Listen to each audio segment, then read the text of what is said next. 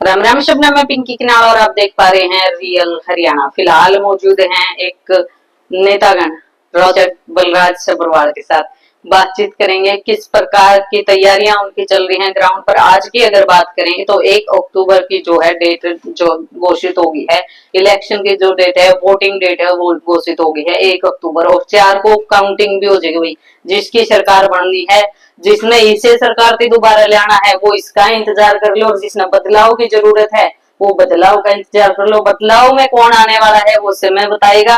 बाकी देखते हैं क्या रहेगा क्या नहीं, कैसी इनकी तैयारियां चल रही हैं, इनसे बातचीत करेंगे। क्या कुछ माहौल ये ग्राउंड पर आज के दिन बनाए हुए हैं। तो सर, स्वागत है रियल हरियाणा पर आपका। सबसे पहले तो मैं रियल हरियाणा न्यूज के सभी दर्शकों को और सभी को बहुत बहुत नमस्कार करता हूं और सबका धन्यवाद करता हूं कि आप लोग हरियाणा की आवाज को उठाते रहते हो। तो सर, कैसी तैयारियां चल रही हैं? डेट बिल्कुल नजदीक आ गई है। जिस प्रकार इलेक्शन की उम्मीदें थी, 3 से 4 हफ्ते पहले ही इलेक्शन। पिंकी जी, एक बात मैं आपको बता दूं जी, बीजेपी ने अपना डर दिखा दिया है। इतना जल्दी इलेक्शन करवा करके, इलेक्शन डेट जो है ना वो 15 और 25 के बीच में आनी थी, इन्होंने 1 तारीख को इलेक्शन करवा दिया। इसका मतलब साफ तौर पे जाहिर हो गया। कैसे जल्दी होने का क्या फायदा है बीजेपी? क्योंकि वो ये सोचते हैं कि भाई हमारी तैयारी और कोई तैयारी नहीं कर पाएगा, इसलिए तैयारी होने के बाद में हमारी सीटें ज्यादा चलेगी। दूसरी बात, का विरोध होना शुरू हो गया। आपने पीछे एक मैसेज देखा होगा कि पीछे जब सुप्रीम कोर्ट का एक आदेश आया था जिसके अंदर वो कास्टिज्म के अंदर जो वर्गीकरण की बात हुई थी, उसके बाद में लोगों में नाराजगी बढ़ती जा रही है, हर धरने प्रदर्शन होने शुरू हो गए। और वो ये सोचा भी कहीं ये जोर ना पकड़ जाए, उससे पहले ही तुम इलेक्शन करवा दो, कुछ वोट तो आ जाए। लेकिन उनके सर्वे के अनुसार हर रोज बीजेपी डाउन जाती जा रही थी। यही कारण था कि उन्होंने जल्दी इलेक्शन करवाया। चलिए, एक बार तो बताइए, इनेलो में बलराज सब्रवाल की तैयारी कैसी? उसके बाद हम थोड़ा पार्टी से हटके और राजनीति से हटके भी बात करेंगे। सबसे पहले तो मैं आपको बता दूं कि पीछे हमारा 12 तारीख का प्रोग्राम था, आपने भी देखा था, बहुत बढ़िया प्रोग्राम हुआ। उस टाइम पे मैंने 59 के 59 गाँव में घर घर जाकर लोगों को इन्वाइट किया और लोगों ने बहुत अच्छा हमें रिस्पॉन्स दिया और साफ तौर पे कहा कि आने वाला समय, पहले तो इन लोगों के साथ ही लोग थे, लेकिन बसपा साथ आने के बाद में बहुत मजबूत हुए हैं और अब इन लोग और बसपा की सरकार बनने जा रही है। क्या लगता है, उकलाना की सीट इनेलो के खाते में आती है या बसपा के? देखिए, ये तो हाईकमान का काम है, लेकिन फिर भी लोग साफ तौर पे कहते हैं कि ये सीट जो है ना जाट बाहुल एरिया है, तो देवलाल का गढ़ रहा है ये सीट इन लोगों के खाते में आएगी। जी, अब हम इससे थोड़ा हटके अगर बात करें तो उकलाना हल्के के क्या समीकरण आपको नजर आते हैं? एक राजनीतिक विश्लेषक जो मैंने आपके लिए शब्द यूज करा, वहाँ क्या लगता है किस प्रकार के समीकरण आप खुद के लिए शब्द यूज करते हुए आपने बहुत टाइम लगा दिया। अदरवाइज मैं पहला आदमी था, ये जो आज इलेक्शन डिक्लेयर हुआ है ना जी, मैंने बीजेपी को घबराहट को देखते हुए आज से 10 दिन पहले कह दिया था कि बीजेपी 200% में गारंटी के साथ कहता हूँ कि अक्टूबर के पहले हफ्ते में इलेक्शन करवा लेगी। लोग कहते हैं नहीं 25 तारीख के बाद हो, मैंने कहा बिल्कुल करवाएगी, वो हुआ जी, आपके सामने सबूत है जी। चलिए फिर, कौन सी पार्टी उकलाना से जीतती है या फिर किस चेहरे के सिर पर ताज लगने वाला है? समीकरण की बात करो तो मैं पहले समीकरण बता देता हूं। जी, समीकरण के बेस पे ही जीत होगी, ये चीज क्लियर है। उकलाना हल्का एक ऐसा दबंग हल्का है, दूसरी भाषा में कहूँ तो ये लोग किसी के कहने से या किसी के बहकावे में आकर के वोट डालने वाले नहीं है। यही उकलाना हल्का पिछली बार आपके अनूप दाना को इलेक्शन से 3 दिन पहले तक हराया बैठा था और यहाँ समीकरण ऐसे बने कि रातों रात उसको बगैर कुछ किए ही उसको जिता करके विधानसभा भेज दिया। सबको पता है, वो मंत्री पद तो बाद की बात है, मैं जीत आगे बात कर रहा हूँ। उसका कारण क्या बना था? उसका कारण यही रहा था कि हुडा गुट और शैलजा गुट, उन दोनों ने ही एक दूसरे को प्रतिद्वंदी को हराने का काम किया और उन्होंने टिकट ठीक आदमी को नहीं दी। इनेलो और जेजेपी उसी टाइम थोड़े दिन पहले आपको पता है उनका घर फटा था जी, और लोगों ने विश्वास जताया जेजेपी पर, उसको 10 सीट देके भेज दिया जी। लेकिन आज उल्टा समीकरण है आपके सामने, इनेलो और जेजेपी में से 2 फाड़ हुई जेजेपी जी। आज जेजेपी बिल्कुल हाशिए पे है जी। अगर मैं सही मायने में कहूँ तो जिसने पिछले इलेक्शन में सबसे पहली 1 नंबर जो सीट डिसाइड करके अनूप धान को डिसाइड करके 1 महीने पहले उतार दिया था, 2 महीने पहले इलेक्शन उतार दिया था, आज वही अनूप धानक कल इस्तीफा दे करके अपने घर बैठ गया जी। तो क्या लगता है आपको, किसी और पार्टी में जाने वाले नहीं? देखिए, अगर और पार्टी में जाना होता तो इसी पार्टी में रह जाता हूँ, क्योंकि उसको ये पता है कि उससे जनता कितनी नाराज है, लोग उससे परेशान है, उसको दुनिया का सामना करने की हिम्मत नहीं है। जेजेपी आज बैकफुट पे है, इस करके तो नहीं किसी मतलब नेशनल पार्टी को ज्वाइन करना चाहते हो, क्या मंशा हो सकती है? आप कैसे कह सकते हो कि नहीं कर बैठेंगे? आपको मैं एडवांस में बता रहा हूँ जी, आप भी यही हो, मैं भी यही हूँ, दोबारा फिर आपने मुलाकात होगी जी। मेरे हिसाब से किसी पार्टी में नहीं जाएगा और ना ही इसको कोई पार्टी लेगी। तो आप समीकरण का मायना ये रख रहे हो जैसे लोगों ने बीजेपी से नाराज हुआ, कांग्रेस की आपसी मुठभेड़ रही और इस मतलब सिचुएशन में उन्होंने जेजेपी का चुना और आज जेजेपी बैकफुट पे है, तो इनेलो को लोग प्रेफर करेंगे? ये तब देवलाल का हल्का है, उकलाना हल्का, मैं बार बार कह रहा हूँ, तब देवलाल हल्का है। 2014 में यहाँ इनेलो एक तरफा जीती थी, 2019 में भी इनेलो ही जीती थी, नाम टैग अलग था, लोग वही थे, वोटर वही थे और कैंडिडेट भी वही था, आज जेजेपी बिल्कुल फुटबैक पे चलेगी, बैकवर्ड पे चलेगी।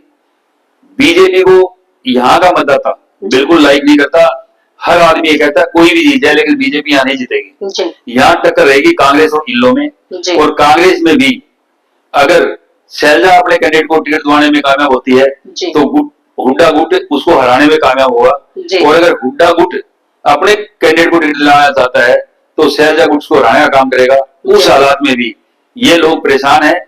मैं लोगों के बीच में जाता हूँ, लोगों ने पूछा भाई शैलजा और हुड्डा की आपसी लड़ाई जो ना, ये इनकी हार का कारण है पूरे हरियाणा में। और इनेलो के अंदर एकमात्र चौधरी अभय सिंह चौटाला है जिसने किसानों के लिए इस्तीफा दिया था। ये हमारा पूरा एरिया किसान बहुल एरिया है, इसलिए सारे के सारे किसान हितैषी चौधरी अभय सिंह चौटाला को मुख्यमंत्री बनाने के लिए वोट देंगे। और उनके लिए सोने में सुहागा एक और हो गया, 1 और 11, यानी कि कमेरा वर्ग किसको मानते हो आप? जो आज खेती करता है, मजदूरी करता है।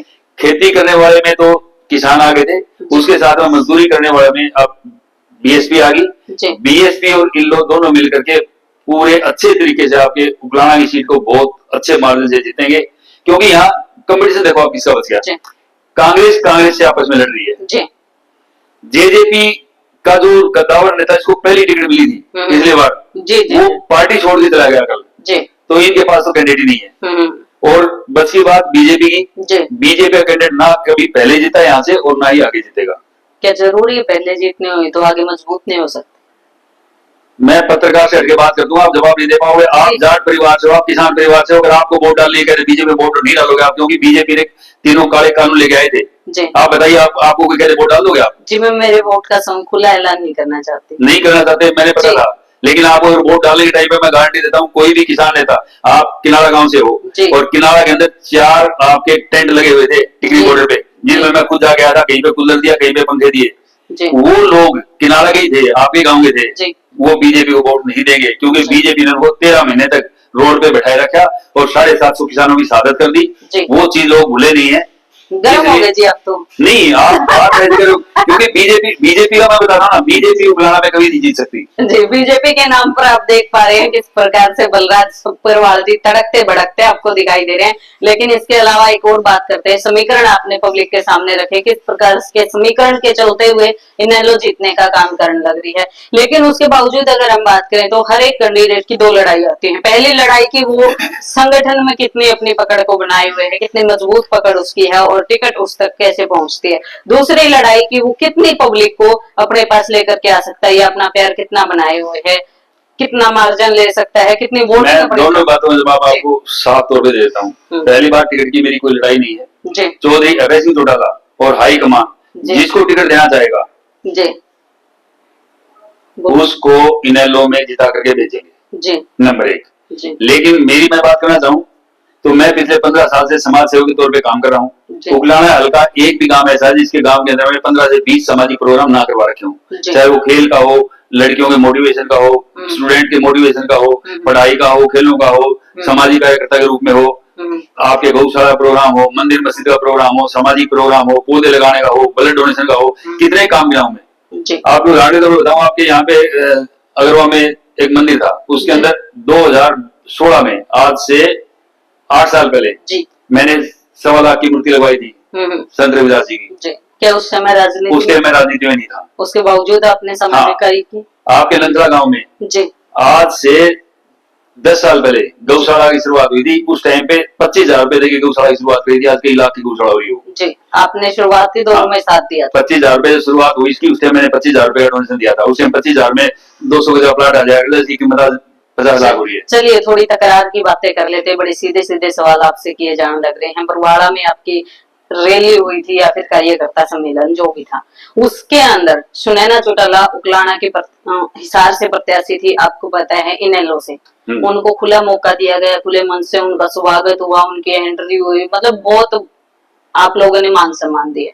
लेकिन एक बसपा का जो देशराज जी थे, उनका ना कोई स्वागत है, ना मन से बोलने का मौका दिया गया है, हालांकि पर्चे उनके वहां पर लगे हुए थे, ना कोई मतलब नाम है कि वो यहाँ पर पहुंचे हुए हैं, उनको बोलना है या फिर वो आए हैं, उनका कोई फूल मालाओं का स्वागत है। क्यों इतना भेदभाव बसपा और इनेलो? ये भेदभाव नहीं करते, ये कोई कहीं ना कहीं आदमी को ये बता दूं मैं, राजनीति क्या है। राजनीति में छीनना पड़ता है, अपने आप थाली में परोस के कोई नहीं देता किसी को। जी। तो क्या एक ही शब्द में बात करता हूँ, वो जब स्टेज पे आए हुए थे, वो लोकसभा के प्रत्याशी रह चुके हैं, अगर वो माइक पे आते तो उनको कौन मना करता बोलने के लिए। मैंने खुद उनका स्वागत किया, मैं उनसे मिला भी हूँ, बात भी हुई जी। क्यों क्या वो सक्षम नहीं है? क्या वो वोट देने के लायक नहीं थे? क्या वो लोकसभा प्रत्याशी बनाने के लायक नहीं थे? फिर अगर वो बोल नहीं सकते, कारण क्या रही? मैं ये कहता हूँ कि ये बहुत बड़ी पॉलिटिक्स भी हो सकती है। जिस आदमी को आगे आप सुरक्षित करके चल रहे हो सकता है वो आपका बहुत बड़ा चेहरा हो जाए। जी, मतलब कहीं ना कहीं आप उसे मतलब दबा के ऊपर एकदम से लेके आना चाहते हैं। बिल्कुल जी, क्योंकि ये न्यूटन का सिद्धांत है, जिस चीज को जितना दबाया जाता है उतनी उठ के आती है, तो ये भी हो सकता है। वो कहीं ना कहीं सिर्फ और सिर्फ देशराज जी जो है वहां पर नारे लगाते रह गए, कुछ भी ऐसा नहीं था कि देशराज के लिए किसी व्यक्ति ने एक शब्द तक वहां पर बोला हो। ये था बीएसपी बसपा और इनेलो का गठबंधन, जहां लोकसभा प्रत्याशी बसपा को कोई मतलब किसी प्रकार का मान सम्मान नहीं दिया गया। हालांकि इनेलो की प्रत्याशी सुनैना चौटाला को वहां सिराखों पर बिठाने का कार्य किया गया। और लास्ट में क्या कहना चाहेंगे? इलेक्शन सिर पे आ गया है बिल्कुल, और अब तक का जो माहौल है उसको लेकर के पब्लिक से क्या बात करें? मैं सभी से कहते हैं, आप सबको हाथ जोड़ के प्रार्थना करना चाहता हूं कि इलेक्शन 1 अक्टूबर को है, उससे पहले 25 सितंबर की ताऊ देवलाल जयंती पे रैली है। वो पहले तो ताऊ देवलाल सम्मान दिवस समारोह के रूप में होनी थी, लेकिन हो सकता है अब वो रैली सम्मान दिवस समारोह और साथ में पॉलिटिकल रैली भी हो जाए, क्योंकि रैली की टाइम बहुत कम है।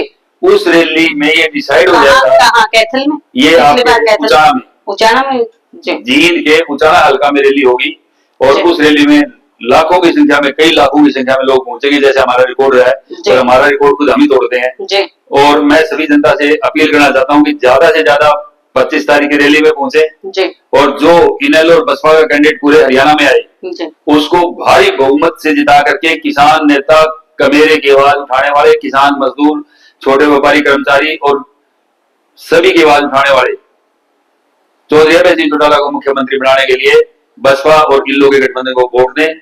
और साथ में आपको ये भी कहना चाहता हूं कि अभी टाइम बहुत कम है, आप सभी आज से लग जाएं, जितनी मेहनत कर सकते हो मेहनत करो, और सभी जो उठे उनको मनाओ। आपकी क्या तैयारियां चल रही हैं? मैंने बताया, मैं 7 के 7 गाँव में अभी 5 दिन पहले मैंने प्रोग्राम खत्म करे हैं, और दोबारा कल से मेरे फिर प्रोग्राम शुरू हो गए, फिर से शुरुआत है। फिर मैं पूरी टीम के साथ, इनेलो और बसपा की टीम के साथ में गाँव गाँव में डोर टू डोर करने जा रहा हूँ। जी, तो चलिए, ये थे बलराज सब्रवाल जी। कैसे लगे आपको इनके विचार? कमेंट सेक्शन में जरूर रखिएगा। जीतेंगे उकलाना, जीतेंगे हरियाणा। जी, चलिए, बाकी आपकी जो राय हो कमेंट सेक्शन में जरूर दीजिएगा, जरूर गौर किया जाएगा। अगले किस नए नेता और किस नए चेहरे से आप मिलना चाहते हैं वो नाम भी जरूर रखिएगा। मिलेंगे और नई जानकारी के साथ, तब तक के लिए राम राम।